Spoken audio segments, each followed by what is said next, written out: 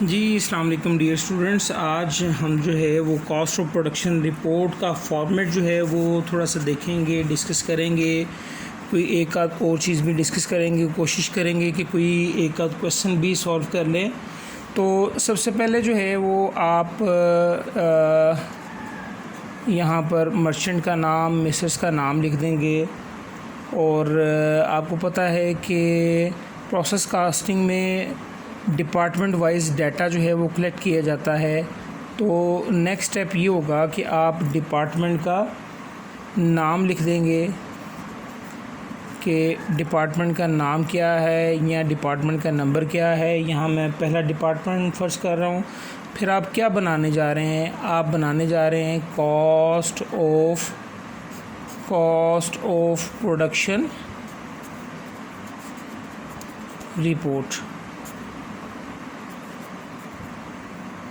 अच्छा जी, उसके बाद जो है वो आप इसको जो है वो किस अकाउंटिंग पीरियड के लिए बना रहे हैं। Usually cost of production report, जिसको हम प्यार से CPR बोलते हैं, ये 1 माह के लिए तैयार की जाती है। So for the month ended, जो भी होगा, जनवरी, फरवरी, मार्च, अप्रैल, ठीक है। और हमें पता है कि कॉस्ट ऑफ प्रोडक्शन रिपोर्ट के 4 सेक्शन होते हैं। तो हम सबसे पहले सेक्शन की बात करते हैं। पहला सेक्शन हमारा होगा क्वांटिटी स्केड्यूल का या क्वांटिटी शेड्यूल का।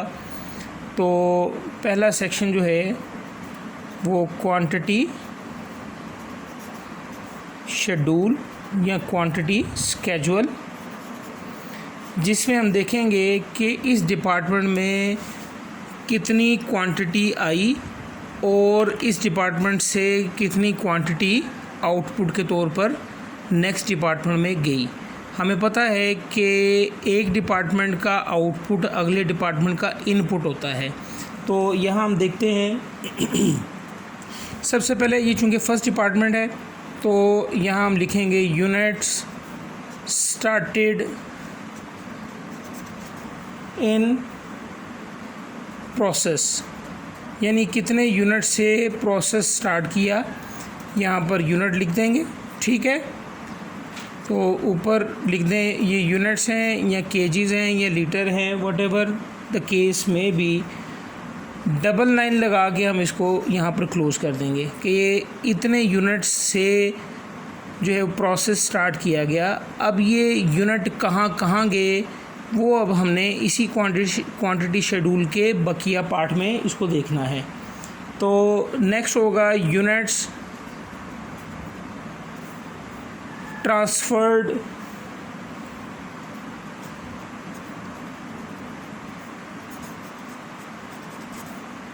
To next department. Next department में कितने यूनिट ट्रांसफ़र किए वो यहाँ हम लिख देंगे इनर कॉलम में, ठीक है। ऊपर यहाँ पर भी इस कॉलम का कैप्शन या टाइटल दे देंगे। यूनिट्स होंगे तो यूनिट्स, केजीज़ होंगे तो केजी, बॉक्सेस होंगे तो बॉक्सेस, ठीक है। उसके बाद जो है वो यूनिट्स स्टिल इन प्रोसेस। हमें पता है कि कुछ यूनिट फुली कंप्लीटेड हो जाएंगे, वो अगले डिपार्टमेंट में ट्रांसफ़र हो जाएंगे। कुछ यूनिट जो है वो स्टिल इन प्रोसेस होंगे, वो इसी डिपार्टमेंट में रहेंगे, वो यहाँ पर लिख देंगे।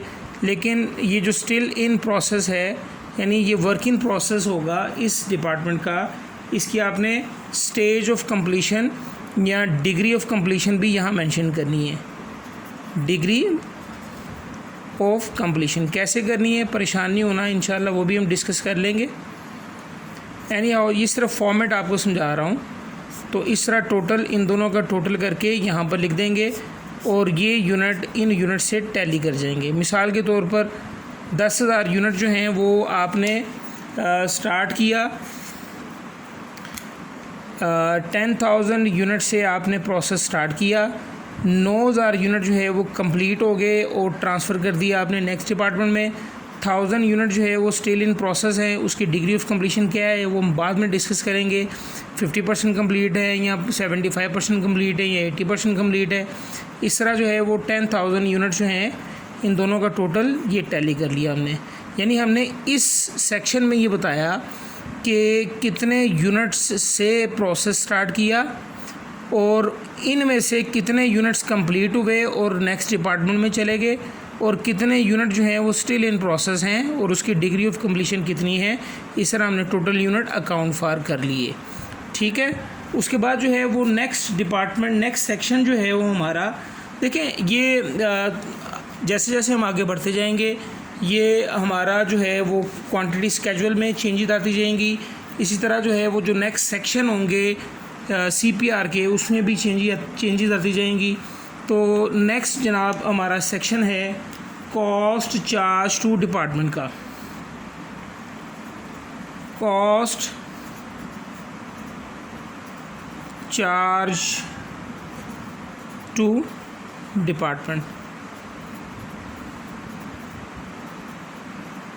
यानी ये जो आपने यूनिट्स मुकम्मल किए हैं और नेक्स्ट डिपार्टमेंट में ट्रांसफ़र कर दिए हैं और जो स्टिल इन प्रोसेस हैं, इन दोनों यूनिट्स पर कितनी कितनी कॉस्ट जो है वो इस डिपार्टमेंट में लगाई गई, वो यहाँ पर इसकी जो है वो ब्रेकअप हम दिखाएंगे। यहाँ जो है वो लिख देते हैं जनाब हम टोटल कॉस्ट और यहाँ पर लिख देते हैं जनाब पर यूनिट कॉस्ट।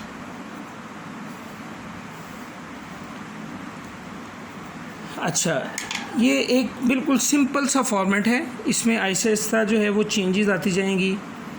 जो भी करेंसी इन्वॉल्व हैं वो लिख दें जनाब, डॉलर साइन लिख दें, रुपीस लिख दें, जो भी आप लिखना चाहते हैं। ठीक है, और यहाँ पर आप लिखेंगे cost added by the department, by the department, यानी इस पर्टिकुलर डिपार्टमेंट में डिपार्टमेंट 1 में कितनी कॉस्ट ऐड की गई। तो हमें पता है कि कॉस्ट के मुख्तलिफ एलिमेंट्स होते हैं। पहला एलिमेंट जो है वो डायरेक्ट मटेरियल है, वो यहाँ पर टोटल लिख देंगे और उसकी पर यूनिट कॉस्ट भी यहाँ कैलकुलेट करके लिख देंगे। कैसे कैलकुलेट करेंगे वो इंशाल्लाह हम डिस्कस करेंगे। उसके बाद जो है वो डायरेक्ट लेबर है, वो टोटल कॉस्ट यहाँ लिख देंगे और पर यूनिट कॉस्ट यहाँ लिख देंगे। ठीक है, उसके बाद जो है वो फैक्ट्री ओवरहेड्स हैं, टोटल लिख देंगे और पर यूनिट लिख देंगे। और इस तरह जो है वो इसको हम इन तीनों एलिमेंट्स को टोटल करके यहाँ लिख के डबल लाइन लगा के क्लोज कर देंगे। और इसी तरह जो है वो पर यूनिट कॉस्ट भी यहाँ पर लिख के क्लोज कर देंगे। और ये हम करेंगे कि total cost to be accounted for, यानी इस कॉस्ट को, इस टोटल कॉस्ट को हमने अकाउंट फॉर करना है। जिस तरह हमने 10,000 यूनिट्स को अकाउंट फॉर किया कि भाई 9,000 कंप्लीट हो गए और अगले डिपार्टमेंट में ट्रांसफ़र हो गए और 1,000 जो है वो स्टिल इन प्रोसेस पड़े हुए हैं इसी डिपार्टमेंट में, और इस तरह जो है वो हमने 10,000 यूनिट जो हैं वो अकाउंट फॉर कर लिए। इसी तरह जो है वो जो टोटल कॉस्ट इनकर्ड हुई है इस डिपार्टमेंट में उसको हम अकाउंट फॉर करेंगे। ठीक है, कि कहाँ अकाउंट फॉर करेंगे?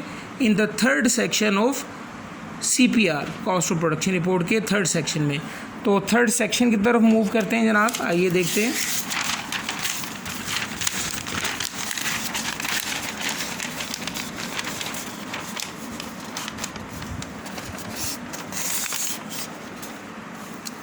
थर्ड सेक्शन हमारा है cost accounted for as follows. Cost accounted for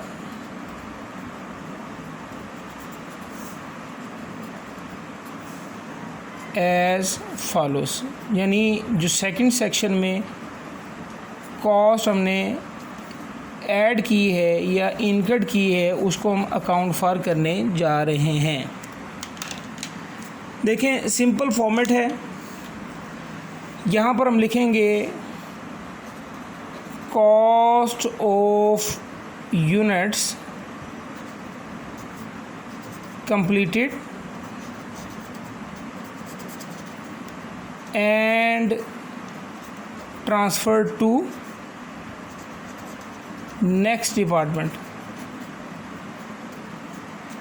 जितने यूनिट हमने कंप्लीट किए हैं उसको मल्टीप्लाई कर देंगे पर यूनिट कॉस्ट के साथ। यूनिट कितने कंप्लीट किए हैं ये हमें पता चलेगा फर्स्ट सेक्शन ऑफ सीपीआर से। पर यूनिट कॉस्ट जो है वो कितनी है ये हमें सेकंड सेक्शन ऑफ सीपीआर से पता चलेगा। इन दोनों को मल्टीप्लाई करके आप जनाबे अली यहाँ पर कॉस्ट लिख देंगे उन यूनिट्स की जो कंप्लीट किए हैं और ट्रांसफ़र कर दिए नेक्स्ट डिपार्टमेंट में।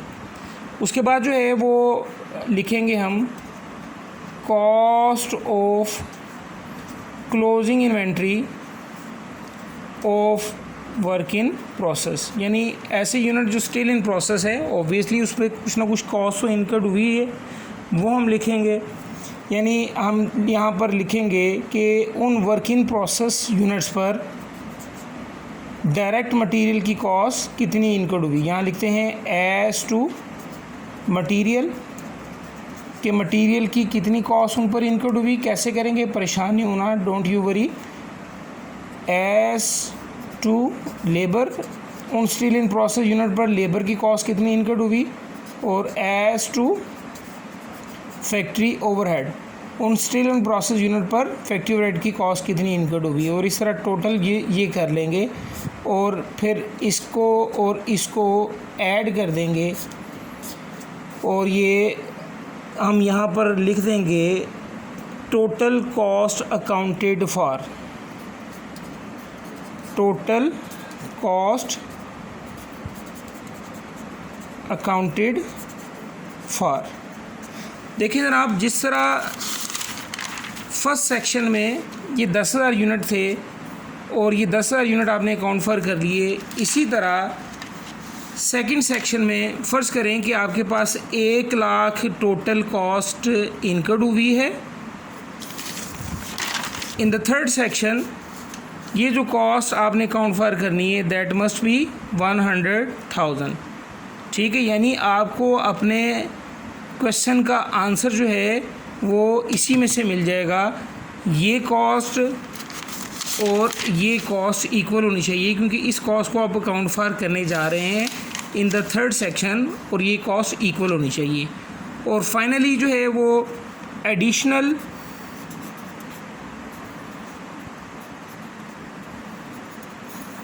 कंप्यूटेशन होगी,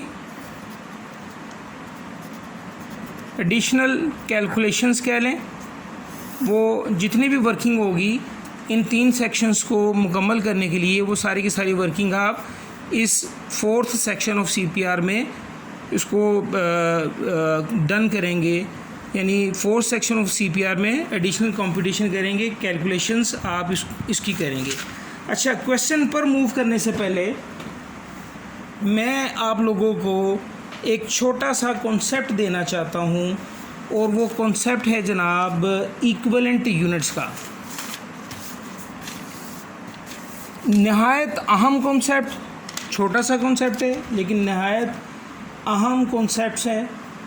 अच्छा, फ़र्ज़ करें, यानी मैं आपको बताना चाह रहा हूँ सीपीआर हमारा कॉस्ट ऑफ प्रोडक्शन रिपोर्ट का फॉर्मेट मुकम्मल हो गया, लेकिन क्वेश्चन पर मूव करने से पहले हमें जो है वो इक्विवेलेंट यूनिट्स का पता होना चाहिए कि equivalent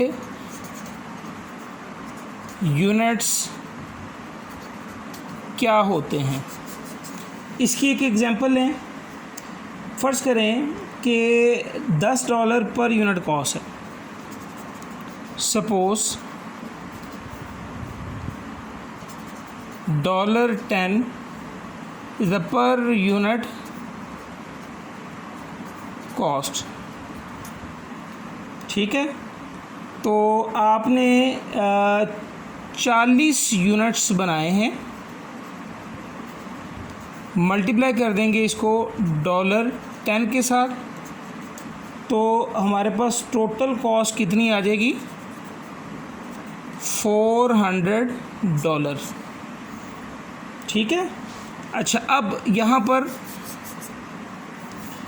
now if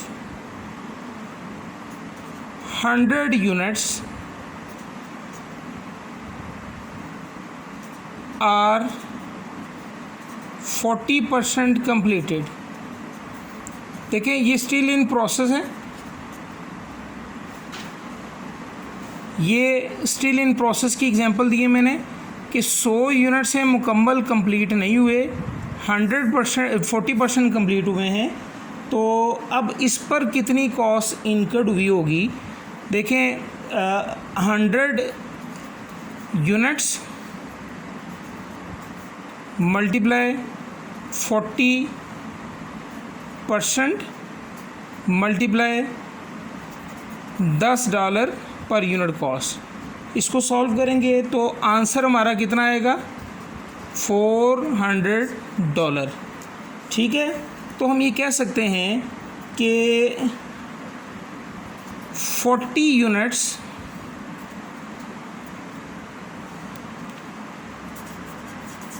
fully completed, ध्यान कीजिएगा बड़ा अहम कॉन्सेप्ट है,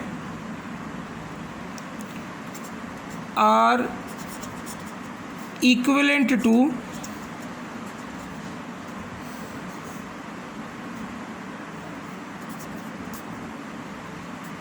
100 यूनिट्स 40% कंप्लीटेड। ठीक है, मेरी बात समझ में आ रही है। मैं यहाँ पर ये असर्शन दे रहा हूँ कि जो 40 यूनिट आपने मुकम्मल कंप्लीट किए हैं वो इक्विवेलेंट है 100 यूनिट्स 40% कंप्लीट के। क्यों? क्योंकि जो 40 यूनिट फुली कंप्लीटेड हैं उस पर रिसोर्सेज आपने कितने इनकर्ड किए हैं, $400। ठीक है। और जो 100 यूनिट्स 40% कंप्लीटेड हैं उस पर रिसोर्सेज कितने लगे हैं, उस पर भी $400 रिसोर्सेज इनकर्ड हुए हैं। तो वी मे से कि 40 units fully completed equal to 100 units 40% completed। ठीक है, ये इक्विवेलेंट यूनिट का कॉन्सेप्ट होता है। क्योंकि वर्क इन प्रोसेस होता है तो वर्क इन प्रोसेस में ओब्वियसली जो है वो कुछ यूनिट्स ऐसे होते हैं जो मुकम्मल कंप्लीट नहीं हुए होते, तो उस पर कुछ ना कुछ कॉस्ट इनकर्ड हुई होती है। तो हमने कॉस्टिंग के पॉइंट ऑफ व्यू से उसको इक्वल लेना है कि किसी ना किसी यूनिट्स के, ताकि उसकी कॉस्टिंग की जा सके।